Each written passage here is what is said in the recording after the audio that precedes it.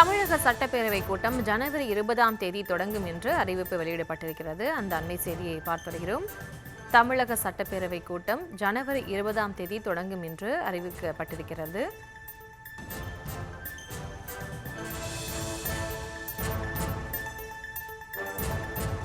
தமிழக சட்டப்பேரவை கூட்டம் ஜனவரி 20ஆம் தேதி தொடங்கும் என்று அறிவிக்கப்பட்டிருக்கிறது. அந்த அண்மை செய்தியை பார்த்து வருகிறோம். ஆளுநர் RN ரவி உரையுடன் தொடங்க இருப்பதாகவும் அறிவிப்பு வெளியிடப்பட்டிருக்கிறது. தமிழக சட்டப்பேரவை கூட்டம் ஜனவரி 20ஆம் தேதி தொடங்கும் என்றும் ஆளுநர் RN ரவி உரையுடன் தொடங்குகிறது என்றும் அறிவிப்பு வெளியிடப்பட்டிருக்கிறது. அது தொடர்பான அந்த அண்மை செய்தியை பார்த்து வருகிறோம்.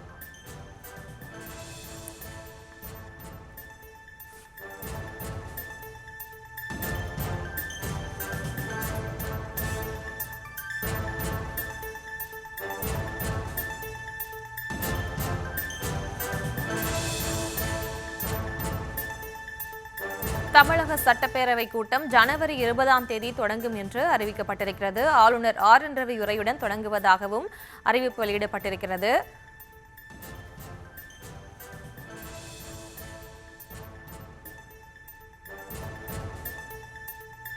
இது தொடர்பான விவரங்களோடு இணைகிறார் எமது செய்தியாளர் பாரிகார்த்திக். வணக்கம். ஜனவரி 20ஆம் தேதி தமிழக சட்டப்பேரவை கூட்டம் தொடங்க இருப்பதாக அறிவிப்பு வெளியிடப்பட்டிருக்கிறது. தொடர்ந்து விவரங்களை வழங்கலாம். வணக்கம். ஜனவரி 20ஆம் தேதி தமிழ்நாட்டினுடைய சட்டப்பேரவை துவங்குகிறது. சபாநாயகர் அப்பாவு இப்போது அந்த அறிவிப்பை வெளியிட்டிருக்கிறார். ஆளுநர் உரையுடன் ஒவ்வொரு வருடமும் சட்டப்பேரவை துவங்கும். அதன் அடிப்படையிலே இந்த வருடமும் ஆளுநர் உரையுடன் சட்டப்பேரவை துவங்குகிறது. மேலும் அன்றைய தினமே அலுவல் ஆய்வுக்குழு கூட்டம் நடைபெறும். அந்த கூட்டத்தின் போது சட்டமன்ற கூட்டத்தொடர் எத்தனை நாள் நடத்துவது என்பது குறித்து பின்னர் தெரிவிக்கப்படும். அன்றைய தினமே அலுவல் ஆய்வு கூட்டம் தொடர்ச்சியாக நடைபெறும். அந்த கூட்டத்தின் போது இந்த சட்டமன்ற கூட்டத்தொடர் எவ்வளவு நாள் நடைபெறும் என்பது பேசப்படும். அதே போல கேள்வி பதில்கள் உள்ளதா, மேலும் தொடர்ச்சியாக அரசினுடைய அறிவிப்பு உள்ளிட்ட பல்வேறு விஷயங்கள் இந்த சட்டப்பேரவையில் இருக்கும் என்று எதிர்பார்க்கப்படுகிறது.